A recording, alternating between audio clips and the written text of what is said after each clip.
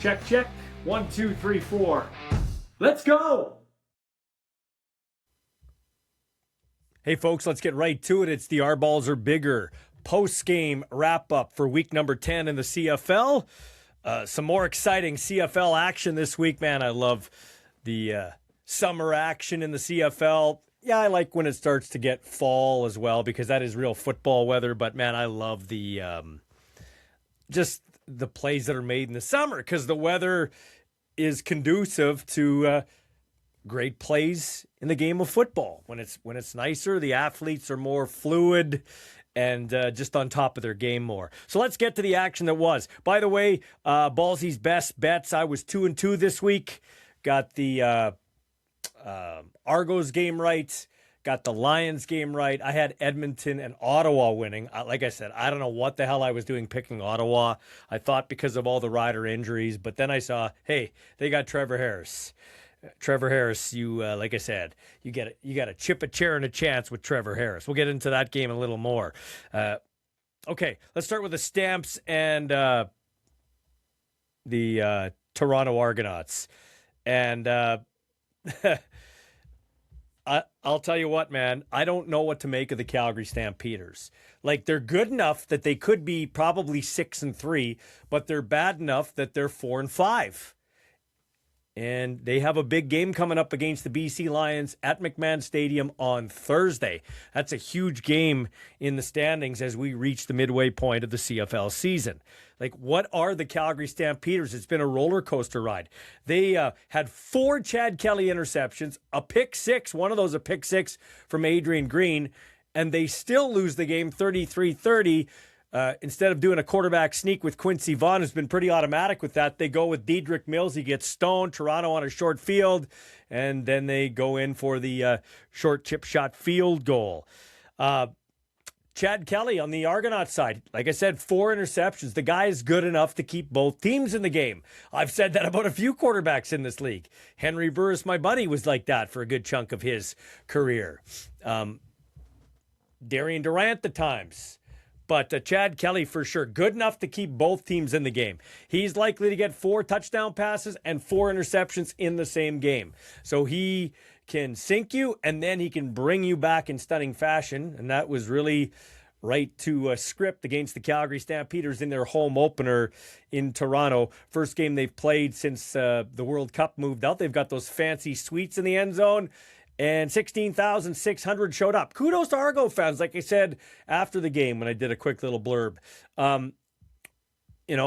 They snapped up those upper bowl tickets for $40, all you can eat. That was a great promotion by the Argos. I'm not saying in some respects the Argos aren't trying. In a lot of situations, they're not trying that hard, and that's evident over their attendance problems over the years. So we got a city of 4.55 million, whatever it is now. I lost count, probably closer to 6 now, a surrounding area. And you can't get 20,000 to the game. Like, come on now. Like, what are we doing here? And everybody after the game's talking about field dimensions. Oh, that's what it's going to look like next year. Just move the post to the back and, oh, it's going to be great. Really? It's going to be great. So if you're buying some of the narrative, we're doing this to make all the fields uniform in Montreal with McGill and in Toronto with BMO. So they're all the same. Because right now it's kind of wonky in both those teams' end zones. Well, both teams play on it. They've always played on it. My son said it's a little goofy compared to the rest of the league, no doubt about it. But my son said nobody's really bitching about it. Like, you don't go into the stadium. Yeah, when you go on there and you're in the pregame warm-ups and you scout it in Montreal or Toronto, you're looking at how the dimensions are a little bit different. Maybe that affects some of your play calls, but both teams play on it. Who's paying for all these changes, like I said? Sorry to beat the same drum, beat a dead horse. But we're really going to change the field so we can make things easier for Toronto. They have a good, solid, hearty, small fan base. There's no doubt about it. Kudos to the fans that go and love the team. I absolutely tip of the cap to you, okay? But we're going to blow the entire league up and make all these changes and get rid of the 55 and shorten the fields and move back the goalposts so we can make it better for the Argos and the Alouettes. Well, McGill doesn't want to do it, and we're going to do it for Toronto. No, it's not. It has nothing to do with the fields. It's like the fields so they're all uniform. Don't buy that rubbish. It's so they can host maybe some preseason NFL football, although the venue would be small, but I mean, who really goes to NFL preseason? Or American U.S. NCAA college football, which they're going to be doing. That's what this is all about. And we haven't really got why we're doing it. Is it because DAZN said, hey, as part of the agreement with you and giving you media dollars, we have to have a field that's familiar with our international viewers? Maybe that was it, but the commissioner never said. Maybe it's expansion. The commissioner hasn't said. Now, we've heard rumors Quebec and Halifax. Until I actually see a shovel in the ground, I call bullshit. They're not doing it, okay?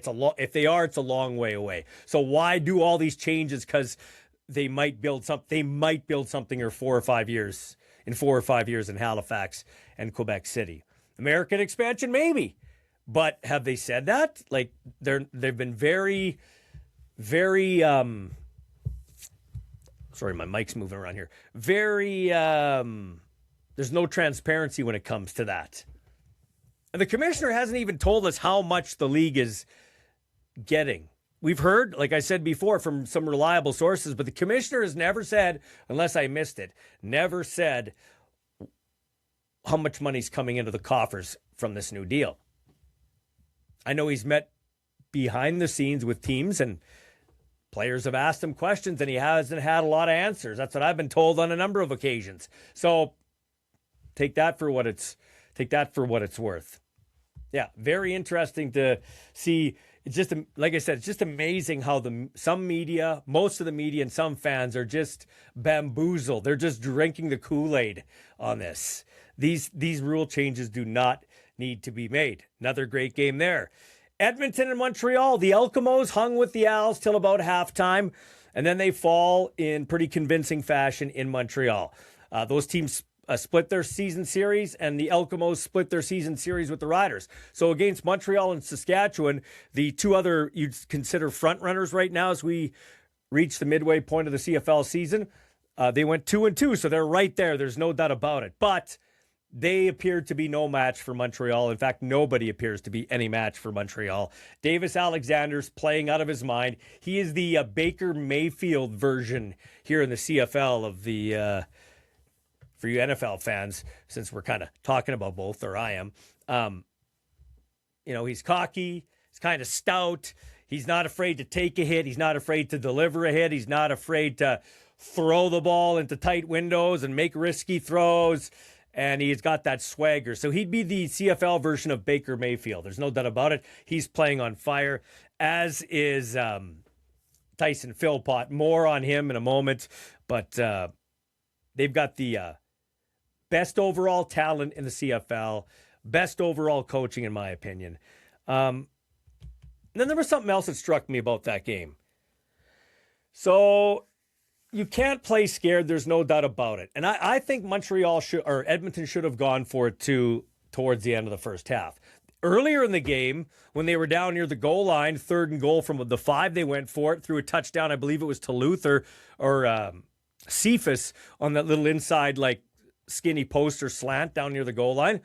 But then about the 20-yard line, Mark Killam decides on a 3rd and little more than 1 to go for a field goal instead of going for it there at the end of the first half. They kick the field goal. Montreal takes it at the 40, which I said should never happen. Remember, I said that earlier. Should have to kick it off all the time, but Montreal gets it at the 40. One pass later, weaving his way through everybody. I think it was Sneed, down to the 10. They kick a field goal, and they, instead of being up 21-17, are up 24-17 and never look back in beating Edmonton handily. But on said play, when they decided to go for the field goal, Cody Fajardo was demonstrative. He was very upset, coming off the field, looking at Mark Killam's way, and basically, for lack of a better way of putting it, he was motherfucking Mark Killam, and then still heated on the sidelines. That's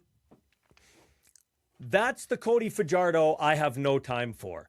Cody Fajardo, the tough guy. Cody Fajardo, the gamer. Cody Fajardo hanging in there and making throws. I have all day long for a guy like that. But Cody Fajardo, who in Saskatchewan threw his teammates under the bus, in particular the O-line, and in particular the receivers, and whine that, well, I guess nobody here likes me. And yeah, that Cody Fajardo and the one you saw in Montreal for the Elkimos, maybe there's a reason why Cody's gone from Toronto to Saskatchewan to Montreal, and then he's kicked down the road after winning the Grey Cup with the Alouettes to Edmonton, where he becomes a backup and then a starter. There's a reason why you bounce around a little bit, Cody. Maybe that's it. Don't show up your coach. That's not being a leader, in my opinion. That was bullshit, in my opinion. And what you just heard there is why Cody won't talk to me. Because I'd tell him straight to his face. And he's blocked me on all social media, and that's fine. I have nothing against him as a quarterback. He, from all accounts, a great husband and father. He's been a winner wherever he goes. You can't deny that. John Ryan and I talked about that on the Kicking It with John Ryan segment on Ballsy Uncut. But what he pulled there, that's my problem with Cody Fajardo.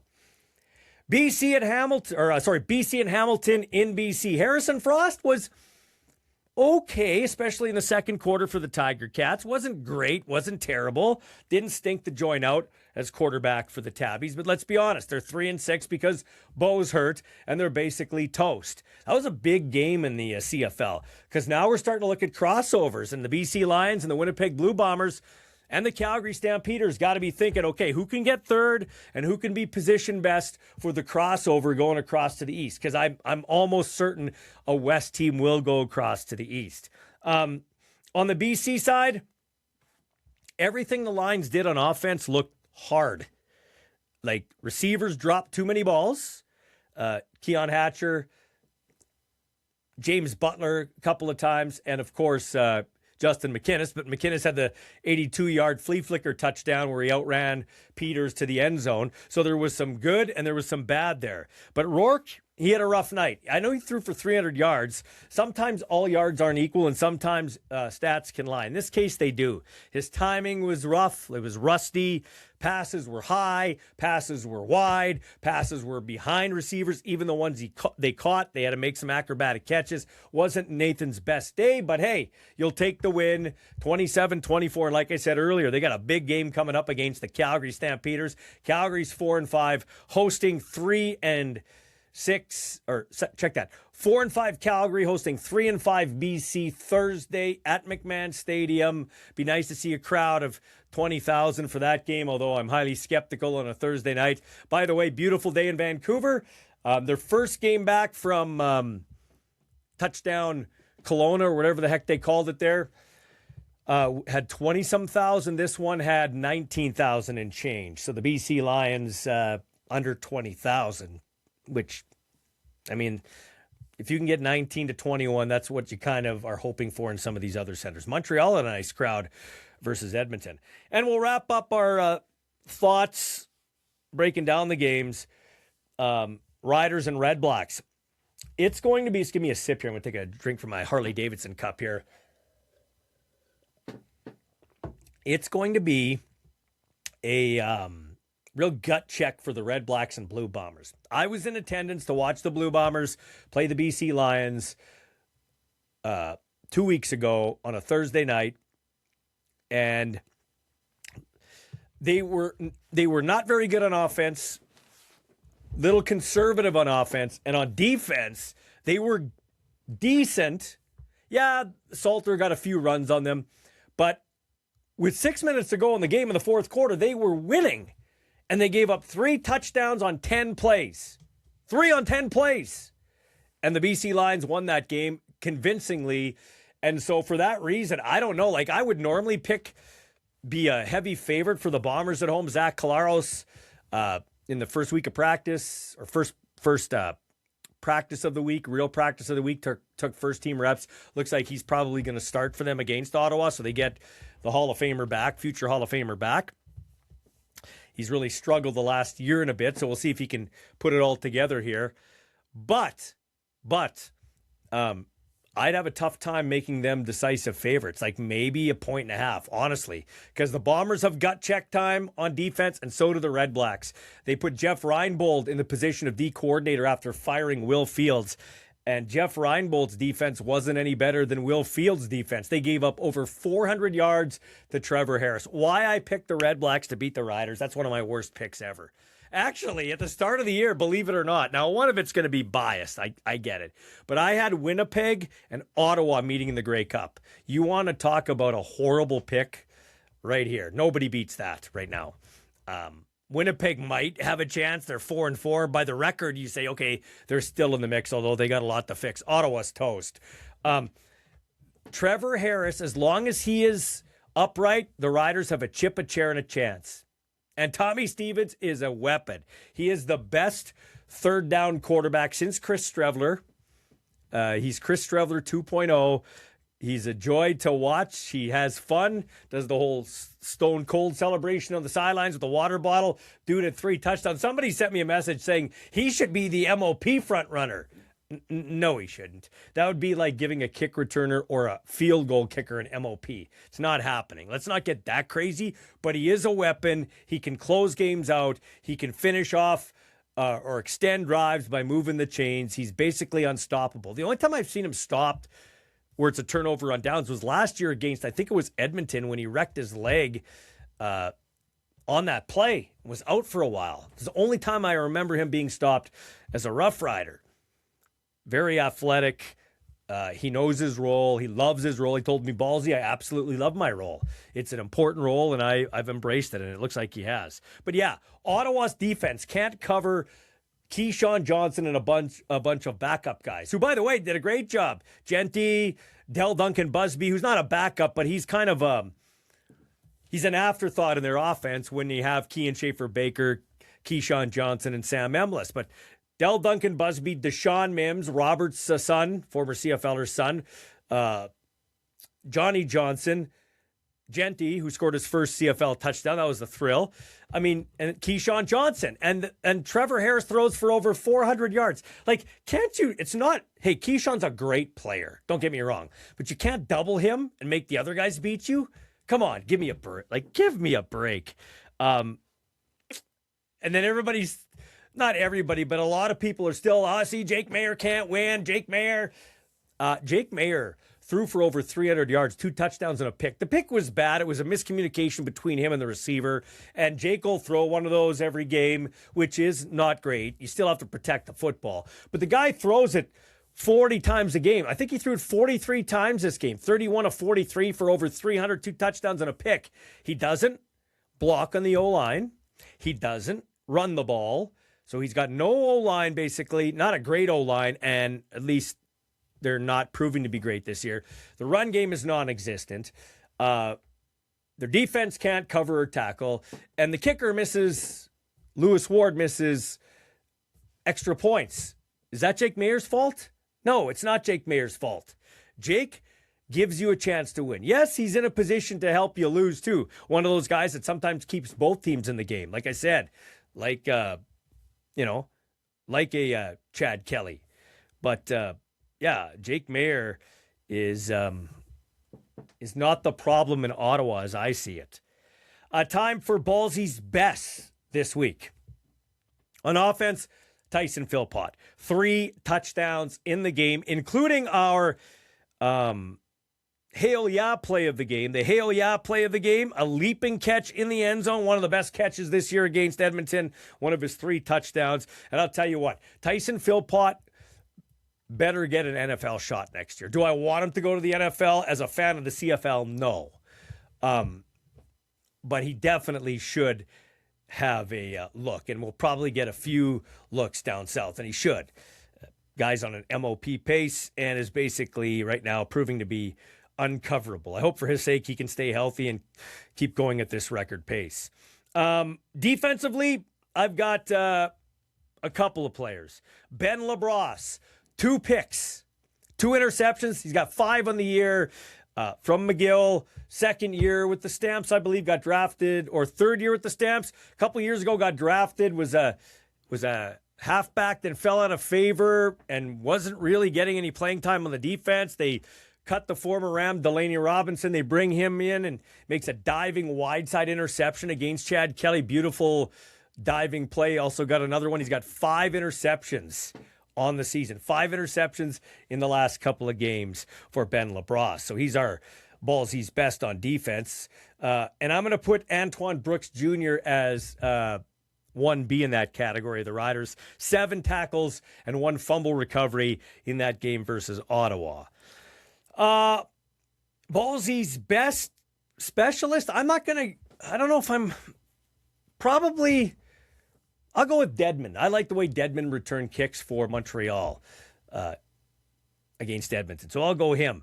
But the worst specialist, or worst in the special teams category, was the penalty on Adams, Devin Adams of the Riders. And this was a huge play. And somebody will say, no, that's accurate. That's the rules. I think we got to use our brains sometimes. So Adji, I called him Adji, but Adji, the Queen's Golden Gale snapper, who spent some time, I think, with Hamilton and then, of course, with now with Ottawa. He snaps the ball. He's got his head down. You're not allowed to hit a long snapper with his head down, but you see in the replay, he raises his head. Adams runs into another blocker on front, and they have a 3-car pileup, and Adji goes down. The Riders, Nick Weed does a great job blocking the kick, and the Riders kind of rugby scrum it into the end zone for a touchdown, but it gets waved off, a penalty on Adams for roughing the long snapper. Which, come on. We're playing football here.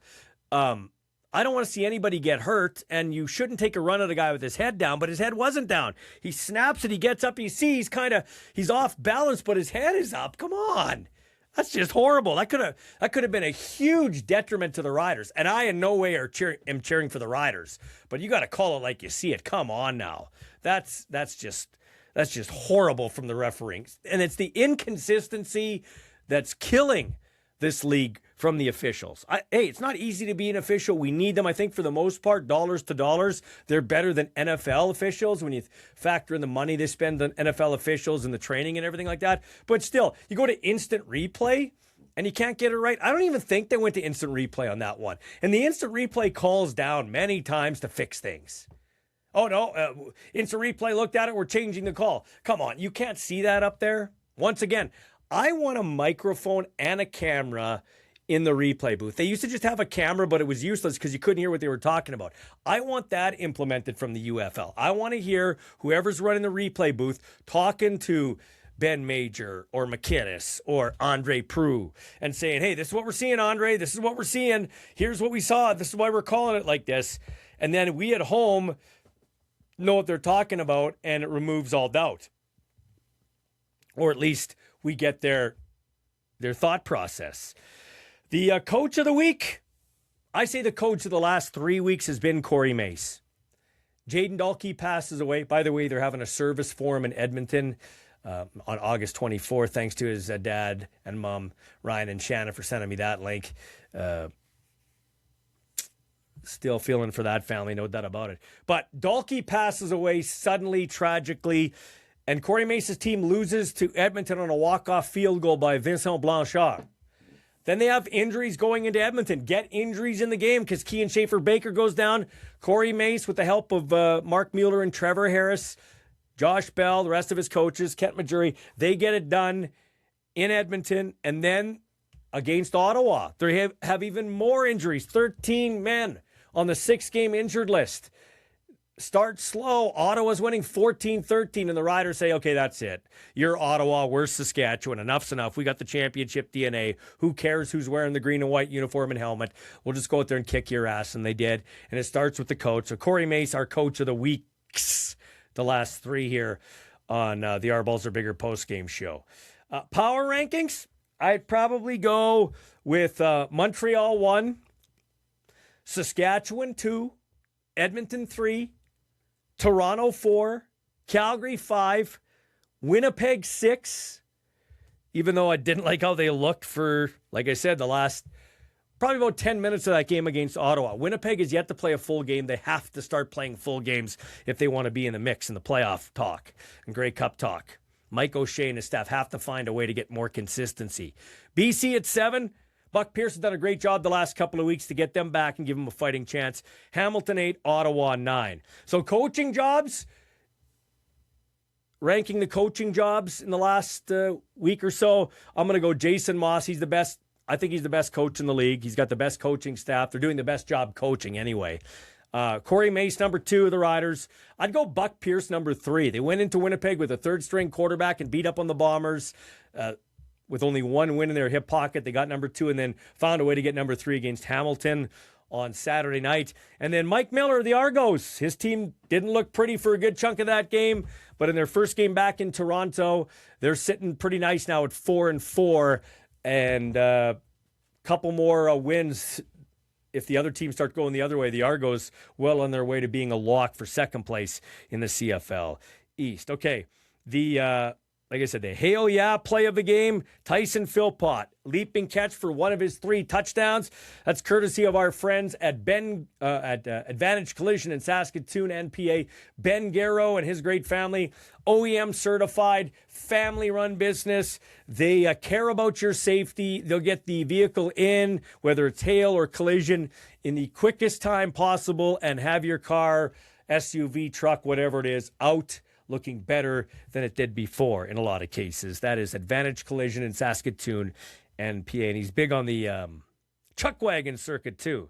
Italian Star Deli in Regina. Longtime sponsor Carlo Giambattista, 1631 Victoria Avenue. They'll do catering. They'll do things like funerals, weddings. I've used them for birthday parties and funerals. Just a great guy, Carlo, and all the CFL teams when they roll in here. Edmonton a couple of weeks ago, some dudes from the Ottawa Red Blacks come down Old Victoria Avenue where they're staying at the Hotel Sass, cross Broad, and what is it, 1 block to the east of Broad on Victoria Avenue. You'll find 1631 Victoria Avenue East, and it's Carlo Giambattista. So our takeout of the game, we had actually 2, a tie. King Ambers of Ottawa, number 27. If I'm watching from the end zone camera, he comes down. So I saw it on the All 24 in the end zone camera, and also it would have been left to right on your screen. Johnny Johnson takes the kickoff in the Pilsner end. He starts running up that far right side, and coming on the left side is King Ambers, and he comes, the small but quick and strong defensive back, comes and bends in and absolutely earhole shot, boom, on Johnny Johnson. Great tackle. That was a car crash right there. You could hear that all the way up in section 600 in the old co-op seats there at Mosaic Stadium. Great hit and great job by Johnny Johnson to bounce up, and he went on for over 100 yards receiving in that game. So good on both players. That was a good all-around football play, and I'm thankful they didn't throw a penalty on that. That was just a high-speed collision there. Then the other one was in the fourth quarter, Argos and Toronto. Toronto's kicking off after scoring to Calgary. The returners coming up the near side by the Argos bench, and Elijah Hills gets a hold. Elijah Hills, backup D lineman, big former, I think, Nebraska Cornhusker, if I'm not mistaken, comes over and absolutely tattoos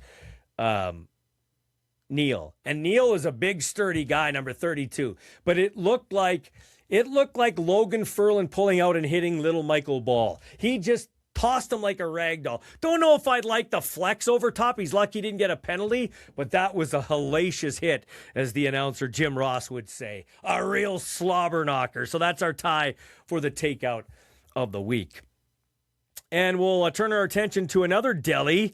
It's the Canadian of the week. The transition from pro football, CFL, Tony Spallettini, to sausage makers is a vision that began in 1991, and it was realized by the loyalty and support of their customers. They appreciate knowing their customers and helping out the community. They've given back as Spolumbos to Calgary and to the sporting community and the Dinos.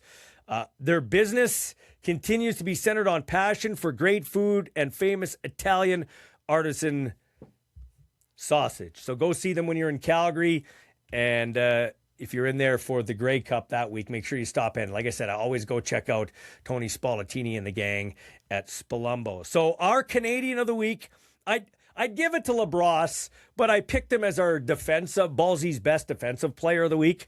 The Montreal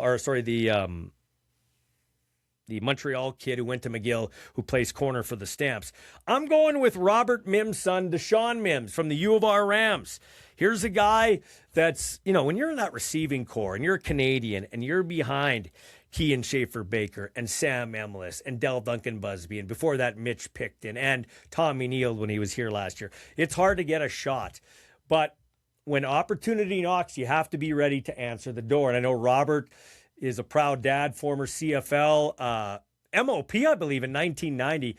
Finished his career with the Riders, played with the Blue Bombers, heck of a player, car salesman in town with the Capital Auto Group. Although, if you want to go see Robert, do that second. He's at Capital GMC. I'm at Crestview Chrysler. Come see me first. Come see me first. Come on.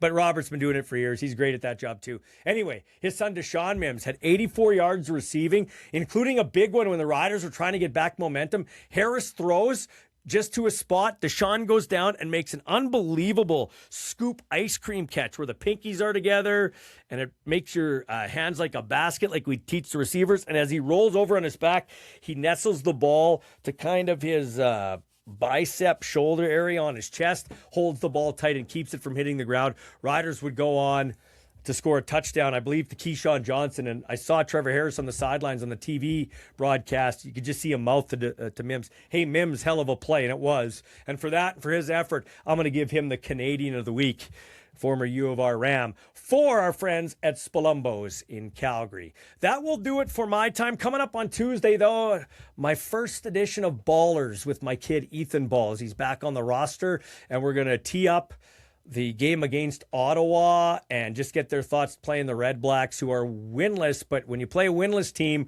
who seems to stay in the game for, like, it's not like Ottawa's getting blown out a lot. So, and Winnipeg's coming off a humiliating loss to BC. They're 1-4 in home turf. We'll get the thoughts from inside the Bombers locker room from Ethan Ball in our first Baller segment of the year. Thanks to all my sponsors, Spalumbo's, Italian Star Deli, Hammer Time Roofing in Saskatoon and Calgary, 262 Roof. Call him in Saskatoon. That is Kevin Welsh, who actually just purchased a truck from me and is coming to pick it up this week in Regina. So thanks, Kevin, for your support of the podcast and on the car lot. Also, AGT Foods Canada, Murad Al-Khatib's team, the Regina Thunder. He's the president of that squad. Opened the year on Sunday with a 56-1 hammering of the Edmonton Wildcats. They're back on the road next week against the Calgary Colts, and then they have their home opener on August the 23rd. I think it's against the Huskies, if I'm not mistaken. I'll be calling that game with Avery LeBlanc on Access. Now, back to junior football. I love calling amateur football. It's just the purest form of the game. So thanks to AGT Foods for getting on board, Italian Star Deli, Spalumbo's, Advantage Collision in Saskatoon, and PA. Do appreciate all your support. We'll talk to you soon. Tell all your friends about this show where we give you the honest, thorough breakdown of the week that was in the CFL. Can't wait for week number 11, too.